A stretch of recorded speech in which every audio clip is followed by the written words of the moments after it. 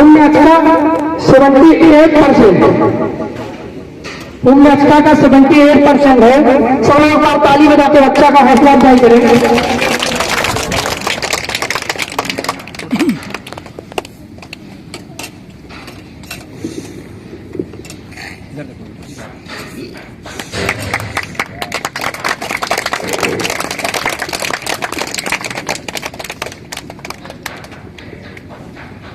और आगे की कड़ी में क्लास फर्स्ट मोहम्मद साहब आए बेटा, मंच पे आ जाइए। इनको हमारे वकील साहब अनवारुल सम्मानित करेंगे मेडल पहनाकर।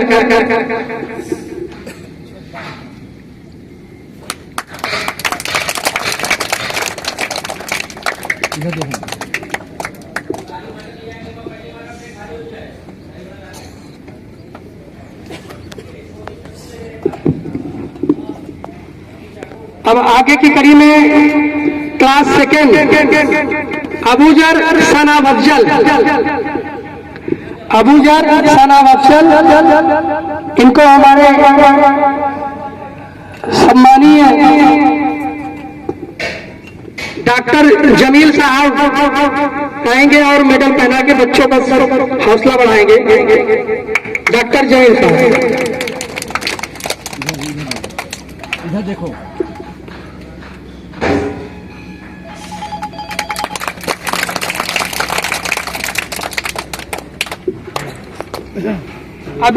अब इसी क्रम में आगे बढ़ते हुए क्लास थर्ड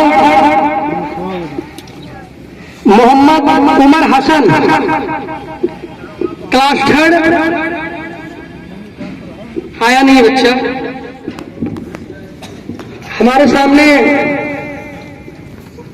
मुश्ताक मामा बैठे हुए हैं, आए मोहम्मद असद को। Mohammad Asad second position 88%।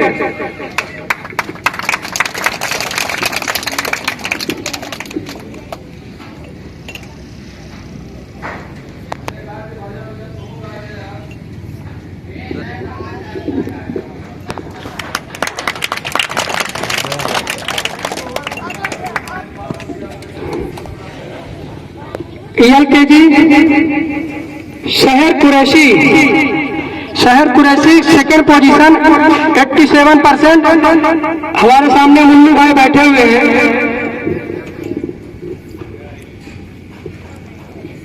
मुन्नू भाई आए, बच्ची को मेडल पहना के सम्मानित करें।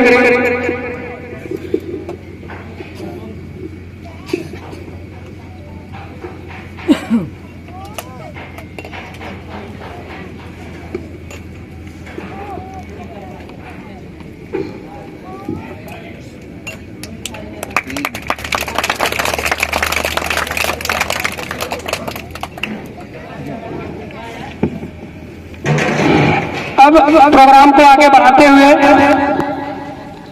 ऐसा नहीं कि मैं आपके सामने बोल रहा हूं तो मैं बहुत काबिल आदमी हूं और मैं बहुत पढ़ा लिखा आदमी हूं, ये दो में से कोई एक भी नहीं। लेकिन संगत मिली कुछ लोगों की तो जानने को भी मिला, सुनने को भी मिला, और जो कष्ट है वो भी देखा। हमारे घर में बच्चे हैं, उनकी भी हालत देखता हूं तब भी रोना आता है। बाहर में निकलता हूं वहां भी वैसे ही देखता हूं, उनको भी हालत को देख रोना आता है। लेकिन पान की दुकान में, चाय की दुकान में अगर देखता हूं तो बड़ा अचंभा महसूस होता है। गाड़ियों के कंपटीशन में बड़ा मजा आता है। अगर आपके पास फॉर्च्यूनर तो हमारे पास थार होनी चाहिए, अगर आपके पास साइकिल तो हमारे पास मोटरसाइकिल होनी चाहिए, बुलेट होनी चाहिए। और बुलेट की आवाज इतनी होनी चाहिए कि जब तक हम दूसरे को डिस्टर्ब नहीं कर देते हैं तब तक मेरा दिल नहीं भरता कि हम बुलेट चला रहे हैं।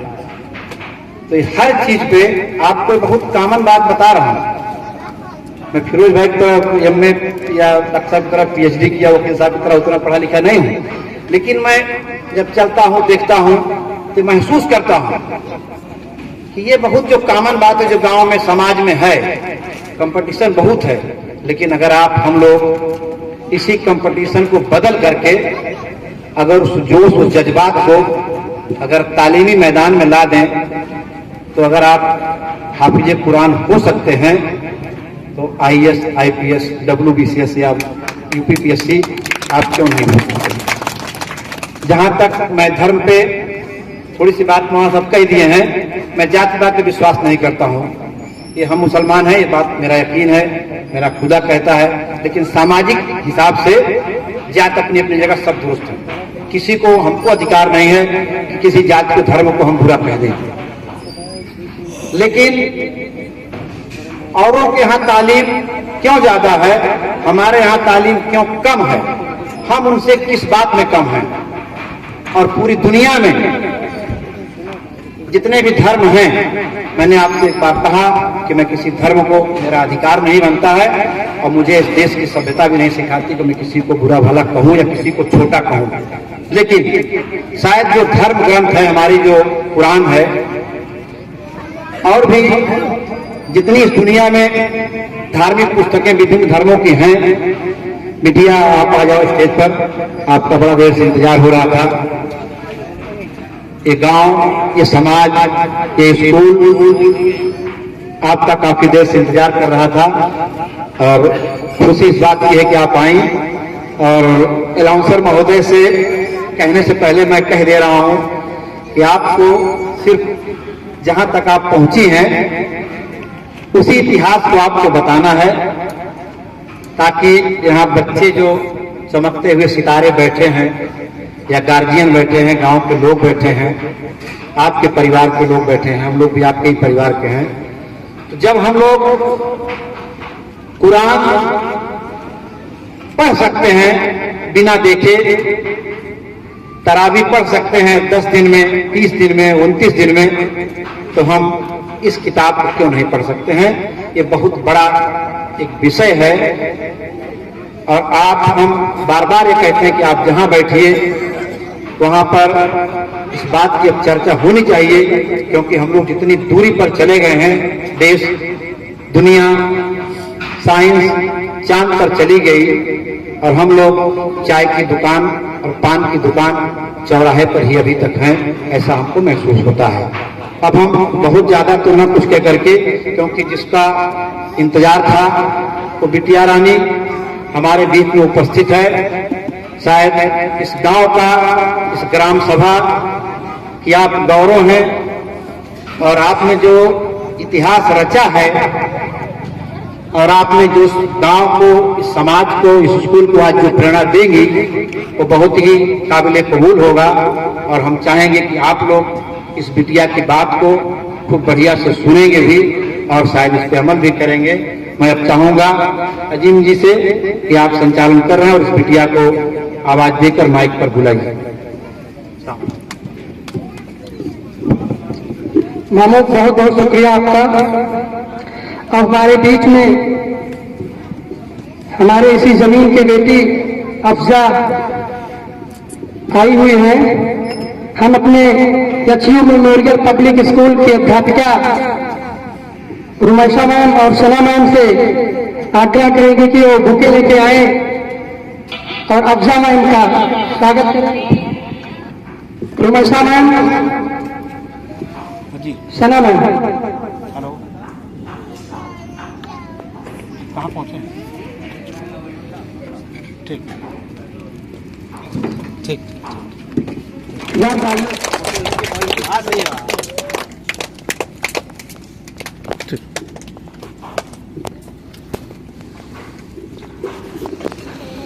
अब हम कार्यक्रम को आगे बढ़ाते हुए हमारे बीच की बेटी अफजा, जो आप सभी के बीच अदम्य साहस और ईमानदारी की साकार मूर्ति, इन्होंने भारत की सबसे कठिन परीक्षाओं में से नीट जैसे एग्जाम में सफलता पाने के बाद इनकी उपस्थिति हम सभी के बीच हुई, जो हम सभी लोगों के सम्मान का विषय है।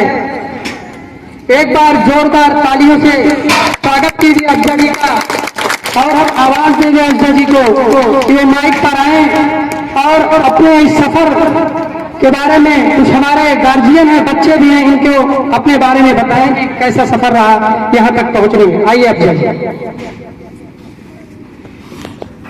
Doctor Sonalal Patel, autonomous state medical college Pratapgarh. मैंने अपनी जर्नी आकाश इंस्टीट्यूट से स्टार्ट की इलाहाबाद में, जिसमें मेरे पेरेंट्स का बहुत ज़्यादा सपोर्ट रहा। मम्मी अब्बू ने बहुत ज़्यादा सपोर्ट किया है। पहले अटेम्प्ट में नहीं हुआ, उन्होंने फिर भी सपोर्ट किया कि दोबारा से जो है मेहनत करो। मैंने सेकेंड अटेम्प्ट दिया, फिर भी नहीं हुआ। फिर मेरे पेरेंट्स ने सपोर्ट किया, मैंने तीसरा अटेम्प्ट दिया और मेरे 652 नंबर आए। मेरा यहाँ प्रतापगढ़ डॉक्टर सोनालाल पटेल में मेरा एडमिशन हुआ। आजकल बहुत ज़्यादा ज़रूरी है लड़कियों को पढ़ाना, सबसे ज़्यादा तो हम लोग के लिए। हर जगह देखिए दूसरे कौम के बच्चे सबसे ज़्यादा हैं, हम लोग सबसे कम हैं। मेरे ही कॉलेज में 100 बच्चे हैं, लेकिन उसमें सिर्फ 8 से 10 बच्चे मुस्लिम हैं, बाकी बच्चे सब दूसरे कौम के हैं। हम लोग सिर्फ, इन्होंने सही कहा कि हम लोग सिर्फ चाय की ठेलियाँ और ऐसी नॉर्मल जो है सब्जियों की ठेलियों पे ही रह गए हैं। हमारे लिए ज़रूरी है आगे बढ़ना।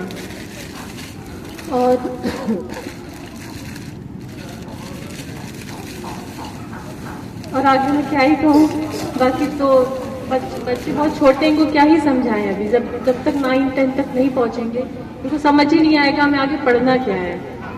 और पढ़ना है तो यहाँ गांव से निकलना पड़ेगा। गांव में तो कोई माहौल नहीं है पढ़ने का, बिल्कुल भी नहीं है। यहाँ से हटके दूसरी जगह जाके तभी पढ़ना होगा। यहाँ तो बच्चे घूम ही रहे हैं सिर्फ। Thank you.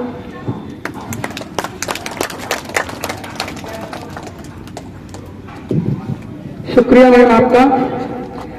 अब इस आगे की कड़ी में हमारे जो बच्चे हाफ ईयरली एग्जाम दिए हैं, हम उनको कुछ प्राइज डिस्ट्रीब्यूट कर दें, उसके बाद हमारे कलीम साहब भी तब तक आ जाएंगे। हम अपने प्रबंधक आमिर साहब से इजाजत चाहते हुए और वो आए।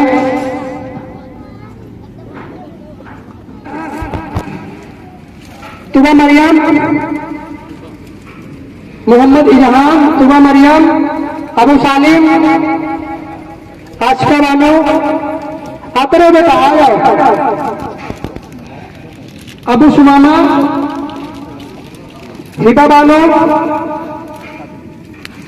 जिलैद आमिर, सिजा, अनाया अंसारी, आयजा फातिमा, प्रियांशी सिंह,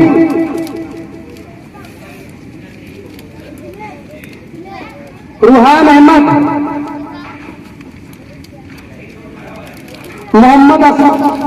मोहम्मद महसान, अयान, सेजल वर्मा, आ जाओ बेटा।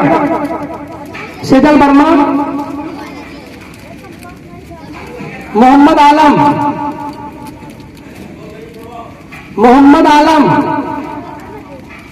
मोहम्मद शाकिर,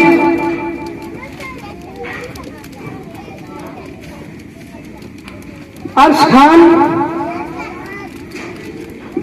खान, रोहमा हसन, इनाया, अबू हम्माद, अलीजा बानो, मोहम्मद असद, जिक्रा बानो, मोहम्मद उमर। हमें सब सारे बच्चों को दे दिए, बुलाने से बेहतर दे दिए सबको। बच्चे आने का शेर पे जाके सारे बच्चों को दे दीजिए।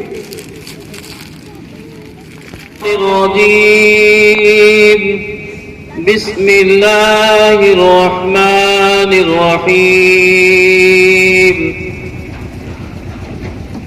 وقال الذين كفروا لا تسمعوا لهذا القرآن والغوا فيه لعلكم تغلبون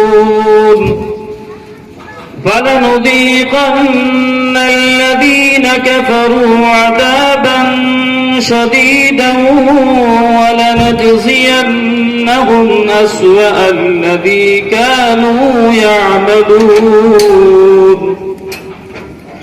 ذلك جزاء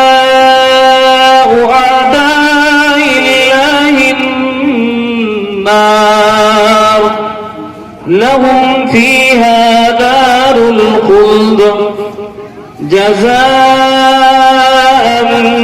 بما كانوا بآياتنا يجحدون وقال الذين كفروا ربنا أرنا الذين يضلانا من الجن والإنس نجعلهما تحت أقدامنا ليكونا من الأسفلين إن الذين قالوا ربنا الله ثم استقاموا تتنزل عليهم الملائكة ألا تخافوا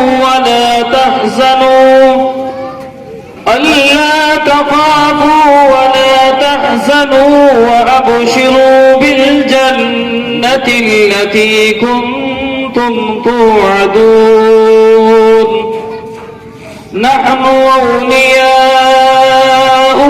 في الحياة الدنيا وفي الآخرة ولكم فيها ما تشتهي أنفسكم ولكم فيها ما تدعون نزلا من غفور رحيم صدق الله.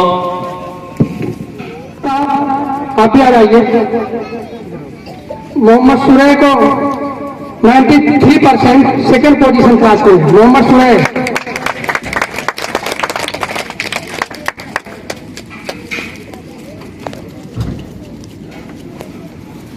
सुबैबा अर्जुन क्लास फर्स्ट सुबैबा अर्जुन बहन के हाथों से सेकंड पोजीशन 90% सुबैबा अर्जुन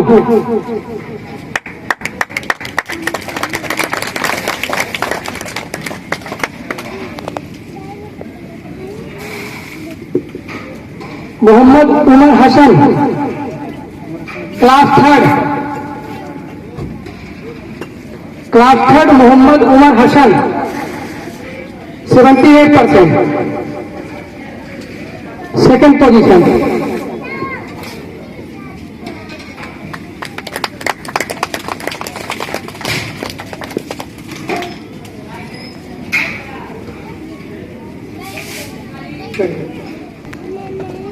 आज अजीम जी ने जो देश के बारे में बताने के लिए कहा, दोस्तों यह नाम आते ही बड़ा कष्ट होने लगता है, क्योंकि आज हमारे देश के मुखिया की मानसिकता विचारधारा एक ऐसी हो गई है कि देश के अधिकांश लोगों को मजदूर बना दिया जाए, क्योंकि जब मजदूर रहेगा तो उनके जो दलाल चुनाव के चंदे देने वाले माफिया टाइप के लोग बैठे हैं, उनकी फैक्ट्रियां और कारखाने हैं, उनको कम पैसे में मजदूर मिलेंगे। अगर हमारा समाज पढ़ लिख करके होनहार होगा, योग्य होगा, तो उनके यहाँ मजदूरी करने के 10-15 हजार 20 हजार पे नहीं जाएगा, वो कंपटीशन ज्वाइन करके उन पर हुक्म चलाएगा। दोस्तों, हम लोगों को ऐसे नापाक इरादों को रखने वाले लोगों को बेनकाब करके अपने घर के उस होनहार बच्चों को इस दिशा में आगे बढ़ाएं कि जिससे उनकी ये चालें नाकामयाब हो जाए, क्योंकि आज अपने देश में ऐसी नीति चल रही है कि अभी तक हमारे यहाँ उच्च और मध्यम और निम्न वर्ग के लोग रहते थे, 3 श्रेणियों में थे, लेकिन आज ऐसी मानसिकता बन गई है कि मध्यम वर्ग को खत्म कर दिया जाए। आप लोग ध्यान दीजिएगा, इस साजिश के लिए सतर्क हो जाइएगा, क्योंकि इसमें जात और धर्म की बात नहीं है दोस्तों, ये सब लोगों के साथ होने जा रहा है। आप लोग समाज में हर लोगों को जागरूक करिए कि अगर जागे नहीं तो हम बच्चों को पढ़ा ही नहीं पाएंगे। जब हम कमा नहीं पाएंगे तो बच्चों को पढ़ा नहीं पाएंगे। आज शिक्षा इतनी महंगी हो गई। अभी फिरोज भाई ने हमारे कहा कि आम आदमी शिक्षा बच्चों को नहीं दिला सकता, क्योंकि छोटी मोटी नौकरी या दिहाड़ी मजदूरी धंधा पानी करने वाला व्यक्ति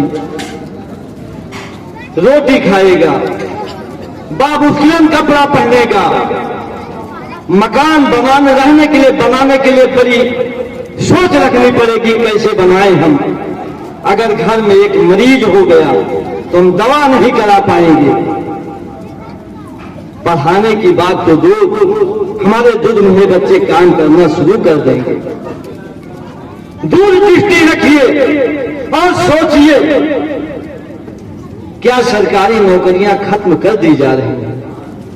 संविदा पर लोगों को रखा जा रहा है। जिस काम के लिए 1,75,000 वेतन मिलता था, संविदा पर उन्हीं को 12, 15, 18,000 रुपए पर रखा जा रहा है। सोचिए वो परिवार चलेगा कैसे? वो परिवार अपने बच्चों को पढ़ाएगा कैसे? ये केवल ऊपर वाले की ताकत, जो कहा गया कि हिम्मत मर्दा, हिम्मत के साथ मर्दानगी दिखाइए और लोगों को जागरूक करिए। अपने बच्चों के भविष्य को संवारने के लिए कुछ न कुछ तो कदम उठाना ही पड़ेगा। इतना है कि हमें उस दायरे में रख के काम करना है कि सांप भी लग जाए और लाठी भी न टूटे। एक लोगों की न पीड़ा है, न एक लोगों का मर्द है, ये सारे समाज के लोगों के ऊपर आने वाली विपदा की घंटी टनटना रही है, जहां तक मैं सोचता हूं। क्योंकि यह सरकार, आप लोग तो बहुत देखे होंगे, हमें बोलने में कोई हक नहीं है, नाजिम भाई नहीं है। क्या इजाजत है कि मैं अपनी पीड़ा को भी व्यक्त कर सकता हूं? अगर इजाजत हो तो आप लोग बुरा मत मानिएगा। आज कलीम भाई आ गए हैं, मैं धन्यवाद देता हूं, स्वागत करता हूं। आज मैं अपनी उम्र में देखा हूं कि क्षेत्र में जनता के लिए, समाज के लिए अगर किसी पार्टी ने, किसी नेता ने काम किया है तो माननीय मुलायम सिंह समाजवादी पार्टी ने किया है। देखिए, मेरे मन की पीड़ा, मेरे मन का भाव, आज तक कोई बता दे कि कोई जनहित की योजना, कोई समाज के लोगों के हित का कार्य और किसी पार्टियों ने किया हो। मैं मानता हूं कि बहुजन समाज पार्टी भी आई थी, लेकिन शासन तो उसका ठीक था। लेकिन मैं जनहित और विकास की योजनाओं के विषय में उन महान पुरुष, महान आत्मा को नमन करता हूं जिन्होंने जनहित के लिए अपनी कुर्बानी दी है, पूरा समय समाज के लिए लगाया है और तरह तरह की योजनाएं चला करके लोगों का जीवन स्तर में सुधार होने के लिए दृढ़ संकल्प रहे। दोस्तों, आज की सरकारें उन्हीं की योजनाओं का नाम बदल कर काम कर रही हैं। जो अन्य तरह के काम थे उनको घटा करके लोगों की इनकम को खत्म किया जा रहा है और उसका एक उद्देश्य है कि शिक्षा न मिलने पाए होनहार बच्चों को। जो ये फुलवारी में छोटे छोटे फूल की प्रकलियों को हम लोग रोपित किए हैं, अगर इनको समय समय पे इनको दाना पानी दवा खाद नहीं मिल पाएगी तो फुलवारी महकेगी नहीं, वीरान हो जाएगी। दोस्तों, बहुत दूरदृष्टि से हम लोगों की इनकम को खत्म किया जा रहा है, जिससे हम इन बच्चों को शिक्षा न दे सकें और शिक्षा नहीं देंगे तो मजदूर बनेंगे और मजदूर बनेंगे जिनके चाहे तो दलालों और फंडिंग करने वाले लोगों की फैक्ट्रियों में बहुत कम पैसे में मजदूर मिल जाएंगे और लूट करके ये लिखा जाएगा कि देश के कैसे नंबर के उद्योगपति बन गए। दोस्तों, मेरे रहमान भाई का इशारा हो रहा है, ठीक है, लेकिन मैं पीड़ा झेलता हूं तो पीड़ा कभी कभी निकलने लगती है। जो भी व्यक्ति दिल पर हाथ रख करके और एकाग्रचित होकर के सोचेगा, वो समझेगा, जरूर समझेगा कि इन लोगों की नीयत क्या है और उन लोगों को बेनकाब करने के लिए एकजुट होकर के जन जागरण चलाएगा। दोस्तों, जिससे मेरे बच्चों का भविष्य हो सके और उनको शिक्षा मिल सके, हम उनको पढ़ा सकें। और मैं अपनी बात को विराम देना चाहता हूं, क्योंकि मुझे तो उतने समय के लिए कहा गया था जिससे हमारे इस महफिल की शान माननीय साहबजादा कलीम जी ना आ जाए। मैं इनको धन्यवाद देता हूं, अजीम जी को धन्यवाद देता हूं कि अपना अगला कार्यक्रम सुचारू रूप से चलाने के लिए आए। बहुत बहुत धन्यवाद तिवारी जी। तिवारी जी, मैं बस आपको इतना कहना चाहता हूँ, विश्वास दिलाना चाहता हूँ कि मैं राह का चिराग हूँ, सूरज तो नहीं हूँ। मैं राह का चिराग हूँ, सूरज तो नहीं हूँ। जितनी मेरी बिसात है मैं काम आ रहा हूँ। अब हमारे बीच में हम सबके अजीज शहजादा कलीम साहब उपस्थित हैं। हम स्कूल के प्रबंधक आमिर साहब से आग्रह करेंगे कि बुके लेके आए, कलीम साहब को सम्मानित करें। जनाब आमिर साहब।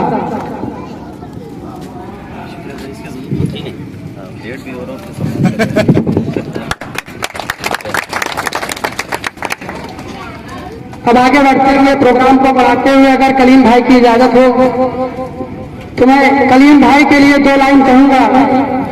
अब वह पल आने वाला है जब शब्द सुर में ढलेंगे, भावनाएं शेरों में बहेंगी, तो आप सभी तालियों से स्वागत कीजिए लफ्जों के जादूगर और भावनाओं के शिल्पकार, लफ्जों के जादूगर और भावनाओं के शिल्पकार, अंतर्राष्ट्रीय शायर, मोटिवेशनल स्पीकर जनाब शहजादा कलीम साहब आए और अपने मुखार बिंदु से हम लोगों को प्रेरित करें। डॉक्टर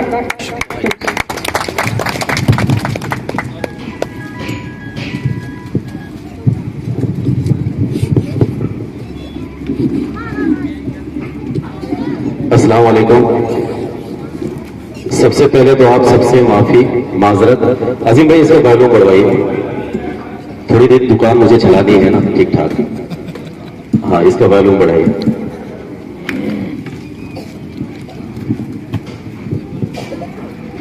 चलिए, आप अपना काम करते रहिए, मैं अपना काम करता हूँ। हाजिरीन महफिल, तशरीफ फरमा मेहमान इकराम, इस स्कूल के प्रबंधक, मैनेजर और सारे असातिज़ा और सबसे ज्यादा अहम और अहमियत रखने वाले आप सब मुअज़्ज़िज़ और मुहज़्ज़ब सामीन इकराम, मुझे बहुत पहले आ जाना था लेकिन कुछ मजबूरी थी जिसकी वजह से मैं थोड़ा सा देर से आया। उम्मन मैं अक्सर एक बात कहता हूं कि ये प्रतापगढ़ की सरजमीन है, प्रतापगढ़ की मिट्टी है, मैं आप सबका बेटा हूं, आप सबका बच्चा हूं। आज जो कुछ भी हूं, टूटा फूटा जो कुछ भी मेरे पास इल्म है या शोहरत है, वो सब आप सबकी दुआओं की बदौलत है। और अगर आप सबको मैं इंतजार करवाऊं तो इससे बुरा दिन मेरे लिए कोई नहीं हो सकता। लेकिन अभी भाई जान रहे हैं कहीं मैं फंसा हुआ था जिसकी वजह से नहीं आ सका, उसका असर कहीं ना कहीं मेरे चेहरे पे भी आप सब देख सकते हैं। फिलहाल सबसे पहले मुझे ये जरूर बता दें कि आज का ये प्रोग्राम पॉलिटिकल है या एजुकेशनल है? टोटली। हाँ, मुझे लगा नहीं कि एजुकेशनल है, मैं जब आया तो। हाँ, चलिए देखिए, आज के लगभग 6 महीने पहले या 7 महीने पहले जब इस स्कूल का फाउंडेशन रखा गया, तब मुझे ये इंफॉर्मेशन मिली थी कि कलीम भाई आपको इसके फाउंडेशन के प्रोग्राम में आना है। लेकिन मेरी बदनसीबी कि उस वक्त मैं था नहीं, बाहर किसी प्रोग्राम में था, देश के बाहर नहीं आ सका। लेकिन हबीब भाई, आमिर भाई, अजीम भाई, जावेद भाई या पूरे गांव के जो लोग हैं, वकील साहब, ये सब वो लोग हैं जिनसे मेरा बड़ा दिली रिश्ता है और इनका हुक्म मेरे लिए मलकुल मौत का हुक्म होता है, मैं टाल नहीं पाता हूं। उस बार नहीं आ पाया, लेकिन जब इस स्कूल का इफ्तिताह हुआ, उद्घाटन हुआ, तब मैं उस प्रोग्राम में आया था और मुझे ये देखकर खुशी हुई कि चलिए इस बंजर जमीन में, प्रतापगढ़ जैसी बंजर जमीन में कोई एक नौजवान है जो तालीम का एक दिया जो है जला रहा है और आने वाली नस्लों को कहीं ना कहीं रोशनी देने का काम कर रहा है। इसलिए कर रहा है। हमारे कुनबे के एक बड़े शायर हैं वाहिद मालेगावी, असातिज़ा यहाँ टीचर्स भी बैठे हुए ना। हाँ, किस तरफ हैं? तो उनको बुलाइए ना, महिलाएं सब पर्दा में। जो टीचर है उनको बुलाइए, उन्हीं से तो बात कर दी, वो नहीं रहेंगे तो किनको सुनाएंगे? बुलाइए। हमारे कुनबे के, मैं बस 20 मिनट में अपनी बात खत्म करूंगा, 15-20 मिनट। वकील साहब, हमारे कुनबे के एक शायर है वाहिद मालेगावी, जावेद भाई, हाफिज जी, उन्होंने कभी एक शेर कहा था, क्यों आमिर भाई जैसे नौजवान जिनके पास रिसोर्सेज बहुत कम है, संसाधन बहुत कम है, लेकिन अपनी मेहनत की कमाई का वो पैसा जो उनको अपने कैरियर में लगाना था, वो स्कूलों के पीछे क्यों खर्च कर रहे हैं, क्यों लगा रहे हैं?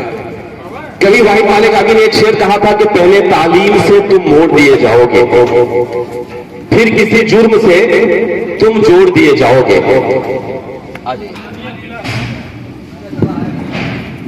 बैठिए, अब सब बैठिए। चलिए, तो उन्होंने ये शेर कहा था कि पहले तालीम से तुम मोड़ दिए जाओगे, फिर किसी जुर्म से तुम जोड़ दिए जाओगे।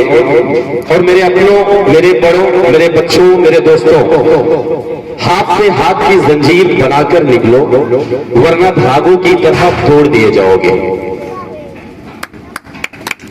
हाँ, ताली वाली बजाते रहिए। हम आप जिस मजहब को फॉलो करते हैं या दूसरे मजाहिब के जो लोग बैठे हुए हैं, पंडित जी शायद, हम आप जिस मजहब को फॉलो करते हैं, मजहब इस्लाम।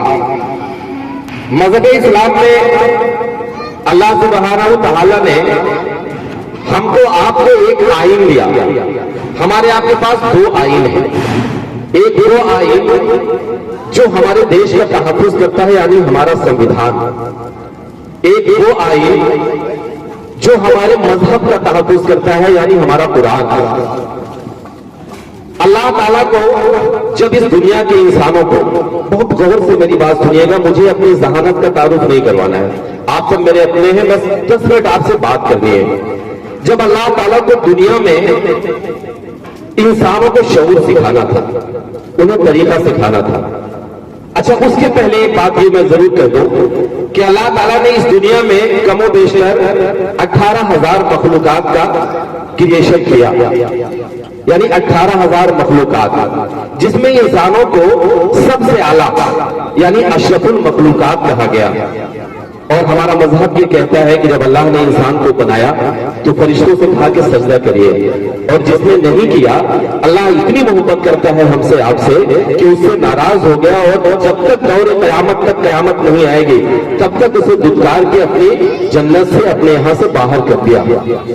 तो अल्लाह ने जब इस इंसानों को शऊर सिखाना चाहा, जब उन्हें तरीका सिखाना चाहा, तब अल्लाह ने नबी आखिरी ज़मा सल्लल्लाहु अलैहि वसल्लम को इस दुनिया में आखिरी पैगंबर, आखिरी नबी बनाकर भेजा। और गारे हिरा, जो मक्का में एक जगह है, एक पहाड़ है, उसकी एक गुफा है, उसमें कुरान पाक की पहली आयत नाजिल की, इकरा। आप सब ने बयानात में उलमा इकराम की ये सुना है। उसमें अल्लाह ने ये कहा कि जिब्रील नबी को भेजकर कि आप जाइए और हमारे नबी को कहिए कि पढ़े और अपनी उम्मत को पढ़ाए। ये चीज क्यों कहा? ये इसलिए कहा क्योंकि जब तक इंसान पढ़ेगा नहीं, जब तक इल्म नहीं हासिल करेगा, जब तक तालीम नहीं हासिल करेगा, तब तक उसका दिमाग खुल ही नहीं सकता कि वो दुनिया की किसी भी चीज को समझ सके। तब तक वो इंसान के हुकूक को समझ सके, तब तक वो सियासत करने का तरीका समझ सके, तब तक वो तिजारत करने का तरीका समझ सके, तब तक ये समझ सके कि हमारे पड़ोस में जो बैठा है उसका हक क्या है। तब तक वो समझ ही नहीं सकता कि हमारे पड़ोस में जो मकान है उसका हक क्या है। तब अल्लाह ने जब जिब्रील नबी को भेजकर कहा कि जाइए और हमारे नबी को कहिए कि इकरा पढ़े और अपनी उम्मत को पढ़ाए, वो पूरा वाकया आप सबको पता है, आपने उलमा इकराम से सुना है, मुझे बताने की जरूरत नहीं है। जब आप सल्लल्लाहु अलैहि वसल्लम को वही इकरा बिस्मि रब्बिकल लज़ी खलक भेजी गई, तो आप सल्लल्लाहु अलैहि वसल्लम ने मिशन के तहत पूरी दुनिया में इल्म और तालीम का मिशन छेड़ा और हर इंसान तक अपनी जिंदगी जो 23 साल की उन्हें मिली नबूवत के बाद पूरी दुनिया में इल्म फैलाया, अपने संदेश को, अल्लाह के मैसेज को फैलाया। हमने भी पढ़ा, आपने भी पढ़ा, दुनिया के सारे लोगों ने पढ़ा। उन्होंने पढ़ा जिन्होंने हिरोशिमा और नागासाकी पर बम बरसाकर मासूमों को मार दिया। माफी के साथ बोल रहा हूं, मैं पॉलिटिकल नहीं हूं। उन्होंने भी पढ़ा जिन्हें आप इस दुनिया का इस वक्त का सबसे ज्यादा टेक्नोलॉजी में, जदीद में सबसे ज्यादा डेवलपमेंट कंट्री मानते हैं, यानी अमेरिका नहीं, इजराइल, जो कि टेक्नोलॉजी के लिए जाना जाता है पूरी दुनिया में। लेकिन उसने क्या किया?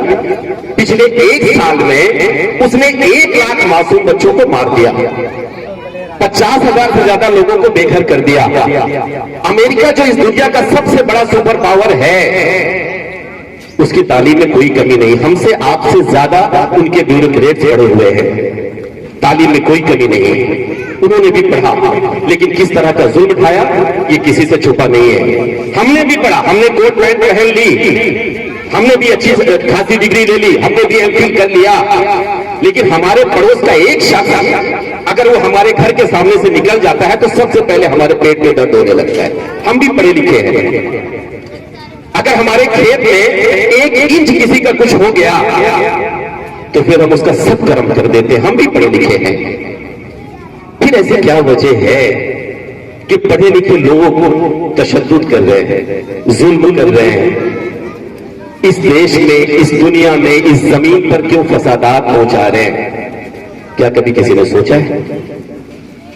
पढ़ रहे ना, तो फिर ये क्यों हो रहा है? दरअसल मेरे बड़ो मेरे बच्चों और इस्लाम इकराम, हमसे एक चूक हुई, नौजवानों, हमसे एक गलती हुई।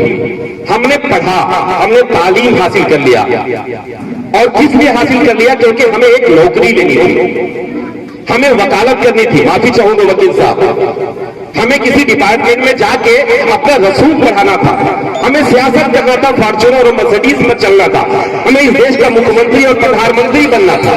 हमने इसलिए पढ़ा। हमने इसलिए नहीं पढ़ा क्योंकि जो हमें हुक्म था ताकि हम वो काम कर सके। हमसे चूक क्या हुई? हमसे एक चूक हुई, और हमसे ही नहीं पूरे दुनिया के इंसानों से एक चूक हुई। पढ़ लीजिए, चूक ये हुई कि अल्लाह ने सिर्फ इकरा नहीं कहा था। इकरा का मतलब होता है पढ़ो, लेकिन अल्लाह ने पढ़ने की एक कंडीशन लगाई थी। कंडीशन क्या थी? इकरा के साथ एक लफ्ज जोड़ा, बिस्मि रब्बिक, जिसका मतलब यह होता है कि अल्लाह के नाम के साथ। हमने अल्लाह के नाम के साथ नहीं पढ़ा तो हम डॉक्टर बन गए, तो हम इतनी फीस ले रहे हैं, इतनी फीस ले रहे हैं कि गरीब फीस न चुका पाने की वजह से बिना इलाज के मर जाता है। हमने बिस्मि रब्बिक के साथ नहीं पढ़ा तो हम एक विधायक बन गए, तो हमारी अगर साल भर की 2 करोड़ या 3 करोड़ की निधि होती है, विधायक निधि, तो हम इलेक्शन लड़ने में कम से कम 10 करोड़ खर्च कर देते हैं। हमने बिस्मि रब्बिक के साथ नहीं पढ़ा तो साउथ का एक डाटा उठा लीजिए, एक एमएलए या एमपी का चुनाव लड़ने के लिए 50 करोड़ या 100 करोड़ खर्चा करना पड़ता है, जबकि एक विधायक निधि तो सिर्फ 5 करोड़ की है भाई। ये वकील साहब बैठे हुए, मैं बच्चा हूं उनके सामने, मेरा क्या तजर्बा है? बड़ा तजर्बा है इन लोगों का, मेरा इल्म भी कुछ नहीं है, आप सब मेरे बड़े हैं। आज के 25 साल पहले मैं एक सच्चाई आपको दिखा रहा हूं। आज के 25 साल पहले, पंडित जी आप सब भी एक जायजा लीजिए, बड़ी जिम्मेदारी के साथ बोल रहा हूं। प्रतापगढ़ शहर, जिस शहर में हम आप हैं, इस शहर में कितने डॉक्टर थे आपकी कौम के? 3 डॉक्टर। एक डॉक्टर MS खान, जिनको डॉक्टर खान बोलते थे, आप सबने सुना है पुराने लोग। एक डॉक्टर शिफकतुल्ला होम्योपैथिक के, एक डॉक्टर तारिक सैफुद्दीन। इनके अलावा अगर किसी का नाम उससे छूट रहा है तो आपके कौन के जो भी डॉक्टर थे सब झटका मार डॉक्टर थे, कोई डिग्री उनके पास नहीं थी। बुखार की दवाई देके हमको आपको ठीक करते थे, ठीक है? चलिए, हमको आपको कोई बीमारी होती थी हम डॉक्टर खान के पास चले जाते थे, हमको कोई बीमारी होती तो हम तारिक सैफुद्दीन के पास चले जाते थे, हम शिफकतुल्ला के पास चले जाते थे। लेकिन अल्लाह ने हमको आपको पैसा दिया, हमने पैसा कमाया, आपने कमाया, सबने कमाया। हमने अपने बच्चों को डॉक्टर बनाना शुरू किया, हमने अपने बच्चों को इंजीनियर बनाना शुरू किया, हमने अपने बच्चों को पॉलिटिक्स में लाना शुरू किया। उस पैसे कमाने की बदौलत हमको आपको क्या मिला कि 25 साल के बाद आज आप अपने शहर का एक जायजा ले लीजिए और आप जायजा लेने के बाद चौंकेंगे कि आपकी कम्युनिटी के मुस्लिम बिरादरी के कम से कम 25 डॉक्टर आपकी बिरादरी के शहर में है। इवन के आज के 6 महीने पहले आपके जिला अस्पताल का जो चीफ सर्जन था तो वो आपकी बिरादरी का, आपके कौम का था। ठीक। अब यहीं से निकलिए, गोड़ौर से प्रतापगढ़ शहर तक जाइए, कम से कम 15 नर्सिंग होम छोटे बड़े आपकी बिरादरी के हैं। लेकिन अब मैं जो बात कहने जा रहा हूं कि बिस्मिल रब्बी को छोड़ा तो हमारा नुकसान क्या हुआ। आपके पास 25 MBBS MD डॉक्टर है पंडित जी, आपके पास 25 नर्सिंग होम आपकी कौम के हैं, लेकिन अल्लाह माफ करे हमारी एक बहन की डिलीवरी हो जाए, हमारी बेटी की, हमारी बहन की, आप चले जाइए एक बार अपनी बिरादरी के डॉक्टर और नर्सिंग होम में और एक बार चले जाइए डॉक्टर राजेंद्र के यहाँ। अगर डॉक्टर राजेंद्र 15,000 रुपए लेते हैं डिलीवरी का, तो आपका भाई, आपका बच्चा जो आपकी कौम का है, जो बिस्मिल रब्बी को छोड़कर पढ़ाई किया, वो 25,000 चार्ज करता है। अल्लाह माफ करे, ऐसा ना हो कि हमारी पेट में अपेंडिक्स हो जाए। अगर हमें ऑपरेशन कराने की जरूरत पड़ जाए तो हम अगर अपने किसी भाई के कौम के जो है नर्सिंग होम में जाते हैं तो वो 40,000 रुपए चार्ज करेगा। लेकिन डॉक्टर राजेंद्र के यहाँ चले जाइए, मनोज खत्री के यहाँ चले जाइए, वो आपसे 20,000 रुपए चार्ज करेंगे। किसने अपनाया बिस्मिल रब्बी को? हमने या जो है डॉक्टर राजेंद्र ने या मनोज खत्री ने? मेरे कहने का मतलब है मेरे अजीजों, मेरे बड़ों, आप तालीम हासिल करो, असातिज़ा इकराम, आप पढ़ाओ अपने बच्चों को, लेकिन आप ईश्वर के नाम के साथ, अल्लाह के नाम के साथ, अल्लाह ने जो तुम्हें एक काम दिया है, मैं तजर्बे के साथ बोल रहा हूं, 5 मुल्कों का सफर कर चुका हूं, 2000 से ज्यादा शोज कर चुका हूं, 2000 रातें जाग चुका हूं, तजर्बे के साथ बोल रहा हूं, इस दुनिया में चाहे जितनी शोहरत हासिल कर लीजिए, चाहे जितनी बुलंदी हासिल कर लीजिए, चाहे जितना पैसा कमा लीजिए, चाहे जितनी ब्रांडेड गाड़ियों से घूम लीजिए, चाहे जितनी बड़ी महफिलें अटेंड कर लीजिए, लेकिन अगर आपने अल्लाह की रस्सी को छोड़ा, अगर आपने अल्लाह के दामन को छोड़ा, अगर आपने ईश्वर के दामन को छोड़ा जो उसका अहकाम है, तो फिर आप कुछ नहीं है, सिर्फ आप कूड़ा है। माफी के साथ बोल रहा हूं, आपको सोचना पड़ेगा। आमिर भाई ने बहुत मेहनत करके स्कूल खोला, मैं भी पिछले 1.5 सालों से मशक्कत कर रहा हूं और सुबह से लेके अभी तक 3 घंटे पंचायत करके पुलिस थाने में आ रहा हूं। शायद ये गुस्सा बहुत से रिफ्लेक्ट हो रहा है। मैंने भी 1 महीने से पंचायत कर रहा हूं। क्या क्या इल्जाम मेरे ऊपर लगते हैं? चंदा चोर। जितना पैसा मैंने उस स्कूल की जमीन में लगा दिया, उतने पैसे से मुंबई जैसी जगह में मैं 2 फ्लैट खरीद सकता था, ऐसे शहर की जिंदगी जी सकता था। मेरे अपने मुझे जानते हैं, हबीब भाई जानते हैं, कोलकाता जैसे शहर में अगर किसी मुशायरे में मुझे बुलाता है कोई, तो जितना एक गवर्नमेंट एम्प्लॉई तनख्वाह पाता है उससे ज्यादा मुझे दिया जाता है। ये कमाल है। लेकिन मुझे जरूरत क्या है कि मैं प्रतापगढ़ जैसी जगह पे अपना चप्पल, अपना जूता घिस रहा हूं? इसलिए घिस रहा हूं कि हमारी कौम, हमारे अपने, हमारे समाज, हमारे देश के जो गरीब बच्चे हैं वो सिर्फ पढ़े ही नहीं बल्कि बिस्मिल रब्बी के साथ पढ़ सके। स्कूल बहुत है, यकीन मानिए बहुत है, माइनॉरिटी के बहुत सारे स्कूल हैं। आपके पास, आपके शहर में माइनॉरिटी की जो सबसे वैल्यूएबल जमीन है, मैं नाम कहिए ले लूं, अबुल कलाम आजाद इंटरमीडिएट कॉलेज, उससे ज्यादा पीक पे ना कोई जमीन है, ना उससे ज्यादा बेहतर वैल्यूएबल कोई जमीन है। लेकिन आज हश्र क्या है, आप देख रहे हैं ना, बहुत सारे स्कूल आपके हैं, लेकिन दिक्कत क्या होती है, हम भी उसी रास्ते पे चल रहे हैं। आप चले जाइए किसी स्कूल में एडमिशन कराने, और अगर मैं एक आपको बात बताऊंगा भी, अगर आपको 3,500 रुपए की फीस की लिस्ट दी जाती है या आपको 3,500 रुपए किताब की लिस्ट दी जाती है, तो एक बात अमेज़न पे जो आपकी किताब है, आमिर भाई का धंधा, माफी के साथ बोल रहा हूं, ये नहीं है, लेकिन ये अगर कोई और टीचर्स बैठे हुए किसी दूसरे स्कूल के तो उनको तकलीफ होगी। आप उसका स्कैनर एक बार स्कैन कर लीजिए, और स्कैन करने के बाद आप ये पाएंगे कि जो किताब आपको स्कूलों में कमीशन पर 3,500 रुपए की मिलती है, मैंने मंगाया है अपने बच्चों का, वो किताब आपको सिर्फ 700 रुपए में मिलती है। हम ये रोना रोते हैं ना कि हमारी कौम पढ़ नहीं पा रही है। आप यकीन मानिए स्कूलों के नाम पर, कॉलेजेस के नाम पे सिर्फ हमें शोषण मिलता है। तो मेरे कहने का मतलब है कि आप सबको समझना पड़ेगा, आप सबको सोचना पड़ेगा। आप बिल्डिंगों पे मत जाइए, आप बहुत चकाचौंध पर मत जाइए। आप ऐसा इदारा चुनिए, आप ऐसी जगह चुनिए, आप ऐसी तंजीम चुनिए जहां बच्चों को रियल में उन्हें तरबियत भी दी जाए और उन्हें तालीम भी दी जाए। क्योंकि जब तक हमारा बच्चा बिस्म रब्बिक के साथ नहीं पढ़ेगा, मौलाना साहब बैठे हुए मेरी निगाह अभी पड़ी, माफी के साथ बोल रहा हूँ, ये उनका सब्जेक्ट है, उनका मौजू है, मेरा इल्म बहुत कम है, उनके सामने मैं बोलूं ये मैं कहीं ना कहीं गुस्ताखी कर रहा हूं, उसे माजरत चाहूंगा। अगर हमने बिस्म रब्बिक का दामन छोड़ दिया मेरे अपनों, तो आप यकीन मानिए आप अपने बच्चों को डॉक्टर बना लीजिए, आप अपने बच्चों को इंजीनियर बना लीजिए, लेकिन एक वक्त आएगा कि आप पछताएंगे कि हमने अपने बच्चों को बना क्या दिया। एक बहुत बड़े राइटर है विलियम हिल्स, असातिज़ा बैठे हुए, उन्होंने एक किताब लिखी हुई है थिंग्स एंड ग्रो रिच। उन्होंने पूरी दुनिया के 500 लोगों का एक मजमूआ, एक कलेक्शन उन्होंने लिखा, जिस पर उन्होंने ये लिखा कि पूरी दुनिया के 500 लोग कैसे तरक्की किए, उसका एक कलेक्शन है। आप लोग कभी उस किताब को पढ़िएगा। उस पर उन्होंने एक बात कही है, उन्होंने कहा कि अगर आप अपने बच्चों को मौलाना साहब सिर्फ पढ़ा रहे हैं, तालीम दे रहे हैं, अगर उसे तरबियत नहीं दे रहे हैं, तो आप जो अपने बच्चों की फीस पर पैसा खर्च कर रहे हैं और जो डिग्री उसे मिल रही है, वो डिग्री सिर्फ आपके खर्चे की रसीद है, इससे ज्यादा उस डिग्री की वैल्यू कुछ भी नहीं, कोई नहीं। इसलिए मैं अपनी बात को बहुत खींचना नहीं चाहता हूं, वक्त बहुत हो गया है, मुझे पता है कि गर्मी भी बहुत है, आप सबको भी अपने घर जाना है।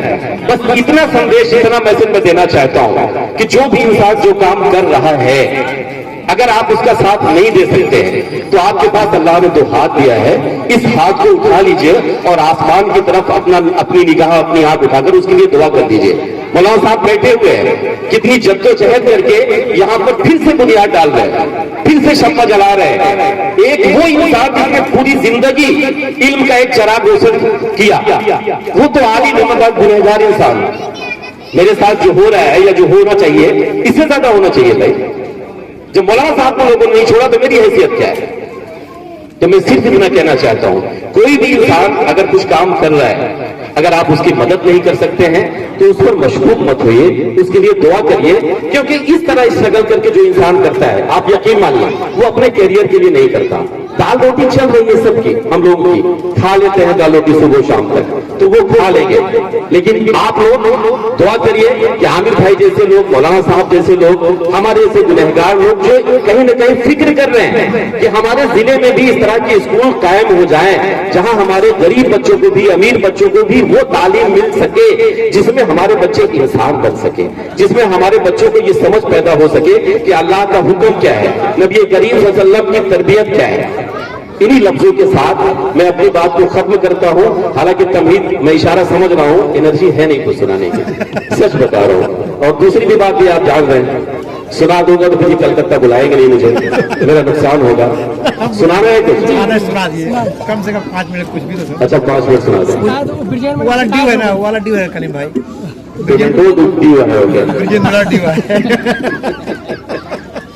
गर्मी बहुत है। अच्छा चलिए मैं कोशिश करता हूँ, हालांकि नहीं है आज मिजाज, बहुत मन जो है उदास है। चलिए। ऐ मेरी कौम के लोगों तुम्हें पढ़ना होगा, ऐ मेरी कौम के लोगों तुम्हें पढ़ना होगा, तुमको इल्जाम जहालत से निकलना होगा, ऐ मेरी कौम के लोगों तुम्हें पढ़ना होगा। पंडित जी ये सोच रहे हैं सिर्फ कौम की बात कर रहे हैं। सर एक मुल्क जो होता है, एक मुल्क मैं डिफाइन कर दूं, मुल्क में जितने भी बाशिंदे होते हैं वो सब कौम है, ठीक है? तो कौम का मतलब सिर्फ मुसलमान नहीं, ठीक है सर? सारी इंसानियत, हमारे देश के जितने भी लोग हैं वो मेरे अपने हैं, उनके लिए हमारा खून पसीना सब लिखा हुआ है। और इससे बड़ी आप यकीन मानिए हमारे देश की खूबसूरती कुछ नहीं हो सकती। बाईं तरफ 2 दाढ़ी टोपी उलमा इकराम, और रिजवान भाई, ठीक है। दानी तरफ हमारी बहनें, बीच में चंदन लगा के चिच्चा बैठे हुए पंडित जी बैठे हुए, यानी गार्जियन की भूमिका निभा रहे हैं। तो एक बार उनके लिए तालियां मिले। चलिए मैं पढ़ता हूं। ये है मेरी कौम के लोगों, तुम्हें पढ़ना होगा, तुमको इल्जाम जहालत से निकलना होगा। ऐ मेरी कौम के लोगों, तुम्हें पढ़ना होगा। क्यों पढ़ना होगा? एक तालिब इल्म अपना एक दर्द बयान कर रहा है, सुनिए कि तुमको इस मुल्क में बेकार समझ रखा है और कुछ लोगों ने बेजार समझ रखा है। अब कलम थाम लो हाथों में, बता दो सबको अपने अजदाद की तारीख दिखा दो सबको, अपने अजदाद की तारीख दिखा दो सबको, सबको बतला दो कि किस शाख से शजरा से हो, तेरे मजहब की तो शुरुआत ही इकरा से है, तेरे मजहब की तो शुरुआत ही इकरा से है। अपनी तकदीर अब इन हाथों से गढ़ना होगा। ऐ मेरी कौम के लोगों, तुम्हें पढ़ना होगा। एक दर्द उस 75 साल का मैं पढ़ना चाहता हूं वकील साहब, जो कहीं ना कहीं मैं अपने बड़ों के माथों की पेशानियों पर देखता हूं, उनकी झुर्रियों में देखता हूं। मौलाना साहब हाजिर करता हूं, अगर कुछ नया हो तो मुझे बताइएगा। कि सुनो मेरी जान, मुस्कुराओ मत, जो बोल रहे बाद में हमसे बोल देना, हम समझ लेंगे। एक बात ताली कि ऐ मेरी कौम के लोगों, तुम्हें पढ़ना होगा।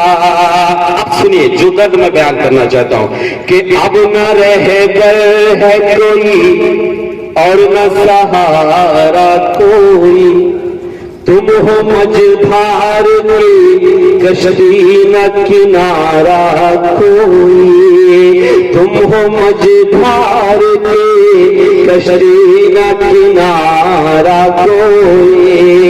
अब तेरा नाम भी लेने से डरा करते हैं। अगली बात अगर समझ में आए तो मुझे बताइए कि तुम हो मझधार की कश्ती न किनारा कोई, अब तेरा नाम भी लेने से डरा करते हैं। बस महज वोट की खातिर ही मरा करते हैं, जिनकी नजरों में महज वोट का सामान हो तुम। अगली बात आप तक पहुंचे तो मुझे बताइए कि बस महज वोट की खातिर ही मरा करते हैं। अब तेरा नाम भी लेने से डरा करते हैं, जिनकी नजरों में महज वोट का सामान हो तुम। उनको बतला दो के इस देश के सुल्तान हो तुम। उनको बतला दो के इस देश के सुल्तान हो तुम। अब हुनर इल्म का लेकर तुम्हें बढ़ना होगा। ऐ मेरी कौम के लोगों, तुम्हें पढ़ना होगा। हबीब भाई आप बैठिए, हबीब भाई आप बैठिए, आप ही मेरी दुकान खराब करेंगे, दूसरा क्या करेगा। कि ऐ मेरी कौम के लोगों तुम्हें पढ़ना होगा। मेरे अपनों मेरे बड़ों, अगली बात मैं जो कहने जा रहा हूं, हबीब भाई सुनिए, कुछ मत दीजिए, मैं जो पढ़ रहा हूं सुनिए, हाजिर करता हूं। मेरे बड़ों सुनिएगा, मैं जो बात कहने जा रहा हूं कि अब न संभले तो तुम्हें दौर भुला डालेगा। मैं मुशायरे पढ़ता हूं, लेकिन मुशायरे पढ़ने का ये मतलब नहीं हुआ कि लिफाफा लेके अपने घर चलाता हूं। जो मेरी जिम्मेदारी है आप सबने जो दी है, वो पूरे देश और दुनिया में उस जिम्मेदारी को निभाता हूं। कौन सी जिम्मेदारी मैं पढ़ रहा हूं सुनिएगा। हजरत हाजिर करता हूं कि अब न संभले तो तुम्हें दौर भुला डालेगा, तुमको तारीख के पन्नों से मिटा डालेगा। अब सुनिए कि तुमको तारीख के पन्नों से मिटा डालेगा। ये उम्मीदी है कि दुनिया का भरम रखा था। हिंदुस्तान की एक तारीख कि ये उम्मीदी है कि दुनिया का भरम रखा था। इस पे आदम ने कभी पहला कदम रखा था। इस पे आदम ने कभी पहला कदम रखा था। ये जमीन वो है जो आका को मेरे भाती थी, इसकी जानिब से उन्हें ठंडी हवा आती थी, इसकी जानिब से उन्हें ठंडी हवा आती थी। लेके फरमाने इलाही तुम्हें चलना होगा। ऐ मेरी कौम के लोगों तुम्हें पढ़ना होगा। आखिरी बात, मैं हाथ जोड़ रहा हूं, क्यों जोड़ रहा हूं? मैं तो नादान हूं, है इतनी गुजारिश मेरी, मैं तो नादान हूं, है इतनी सिफारिश मेरी। आप लोगों से है बस इतनी गुजारिश मेरी, आप लोगों से है बस इतनी गुजारिश मेरी। सबकी नजरों में मुसलमान का लहू सस्ता है, सबकी नजरों में इंसान का लहू सस्ता है। अब यहाँ जीने का बस एक बचा रास्ता है। भूखे रहने ना भले खाना ना खाना लोगों, भूखे रह लेना भले खाना ना खाना लोगों। अपने बच्चों को मगर पहले पढ़ाना लोगों, अपने बच्चों को मगर पहले पढ़ाना लोगों। ये हुनर इल्म का लेकर तुम्हें पढ़ना होगा। ऐ मेरे कौम के लोगों तुम्हें पढ़ना होगा। एक शेर मैं और पढ़ देता हूँ, वरना पंडित जी ये कहेंगे कि कलीम क्या क्या सुना के चला गया, सिर्फ कौम की बात कर गया, मुसलमानों की बात कर गया। अब मैं ये शेर अभी तक तो आप सबके लिए सुना, लेकिन एक शेर जो मेरी जिम्मेदारी है। पंडित जी बैठे हुए हैं, अभी आपने देखा होगा कि 6 महीने पहले हमारे देश में एक हादसा हुआ था। मेरे बड़ों मेरे अपनों, हादसा ये हुआ था कि कश्मीर के पहलगाम में कुछ आतंकवादियों ने हमारे अपनों को गोलियों से भून दिया था। और सबसे बुरी बात क्या थी? सबसे बुरी बात यह थी कि वहां मजहब और नाम पूछकर मारा गया। लेकिन सबसे अच्छी बात क्या थी? सबसे अच्छी बात ये थी कि जब इस जुल्म के खिलाफ आवाज उठी तो इस देश का हिंदू, मुसलमान, सिख, ईसाई सब एक साथ हाथ से हाथ मिलाकर खड़ा हो गया। उसने कहा नहीं, हम सबसे पहले हिंदुस्तानी हैं, हम सबसे पहले इंसान हैं, हम हिंदू मुसलमान बाद में हैं। तो मेरे जहन में एक बात आई कि आखिर क्यों ऐसा है। उस वक्त मैंने एक शेर कहा पंडित जी, जो मैंने पूरे देश में सुनाया, वो मैं सुना के अपनी बात को खत्म करता हूँ। थोड़ा सा अभी मुशायरा पढ़ रहा हूँ, अभी तक हमने तालीम पे बात की, 4 मिसरे में मुशायरा भी पढ़ लो। हाजिर करता हूँ, पढ़ो एक बार, तालियां बजाइए, मजा आ रहा है? हाँ ठीक है। कि हर मुश्किल में, सुनिए पंडित जी, ये मेरा असली रंग है, वो तो अभी मैं डमरू बजा रहा था। हाँ, वो अगर वो हबीब भाई है ना, तो मुझे इशारा कर दे कभी कुछ और है ना, तो वो थोड़ा सा गला गर्म हो जाएगा। पढ़ रहा हूं कि हर मुश्किल में साथ खड़े हैं, ये तहजीब पुरानी है, ये तहजीब पुरानी है। अगला मिसरा, अगली बात जो मैं कह रहा हूं, मेरे अपनों पंडित जी को आप बताइए क्या मैं सच कह रहा हूं कि हर मुश्किल में साथ खड़े हैं, ये तहजीब पुरानी है, ये तहजीब पुरानी है। वजू में आबे ज़मज़म और स्नान में गंगा पानी है। बस इतनी चाहिए। हाँ, कि वजू में आबे ज़मज़म और स्नान में गंगा पानी है, स्नान में गंगा पानी है। देश के दुश्मन सुन ले, हम सब हिंदू मुस्लिम बाद में है। अब बताना कि देश के दुश्मन सुन ले, हम सब हिंदू मुस्लिम बाद में है। कितनी अच्छी बात।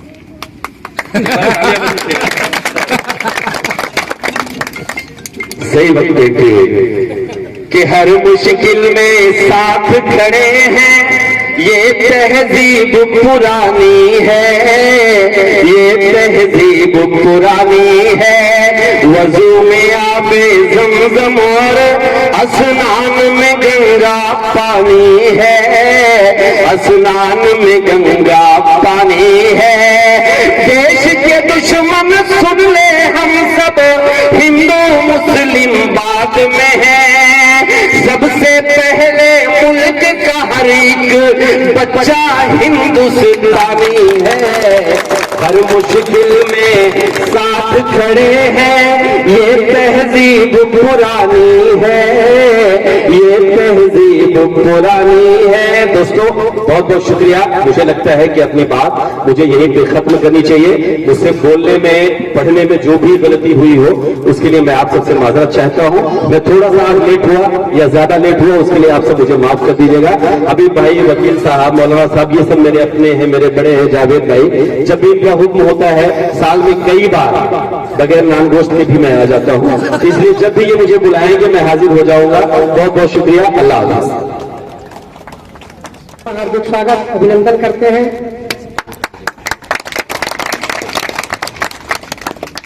अब हम प्रोग्राम को आगे बढ़ाते हुए सिर्फ प्राइज डिस्ट्रीब्यूट करना है बच्चों को, जिससे कलीम भाई के हाथों किया जाएगा।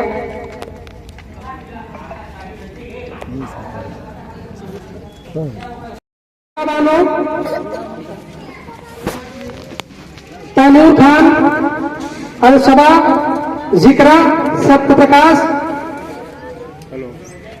आगे बेटा। अब कलीम भाई आपसे गुजारिश करेंगे मेरे बच्चों को पहना के सम्मानित करेंगे। आप सब फर्स्ट है, यहाँ से पहनाना है ना? हाँ हाँ। इधर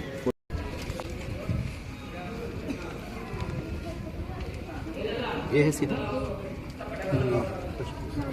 पहना दिया।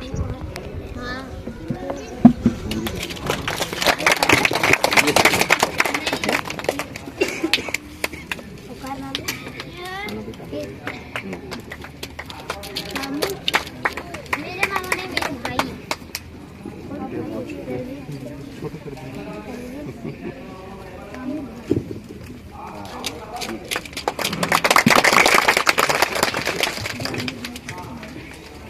क्लास थर्ड मोहम्मद शहजाद,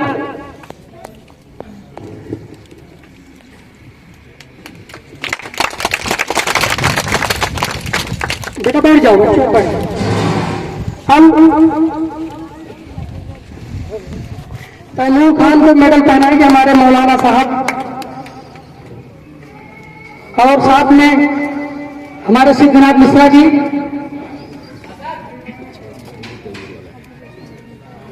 और इनको किस तिवारी जी, अरे तैमूर 96%, तैमूर का 96%।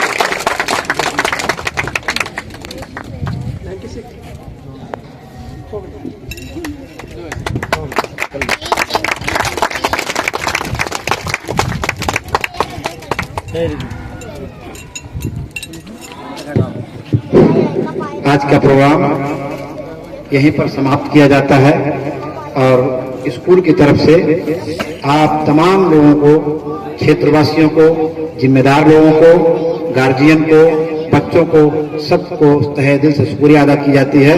और इसके बाद का जो प्रोग्राम खाने का है, मैं चाहूँगा कि जो हमारे यहाँ के मेंबर हैं उन बच्चों को पहले ले जाएं। स्कूल टीचर की भी जिम्मेदारी है कि ले जाकर के बच्चों को पहले खाना खिला दें। हम लोग तब तक और बैठ लेते हैं, बच्चा जब खा लेगा उसके बाद हम लोग खाना खाएंगे। शुक्रिया। अस्सलाम वालेकुम।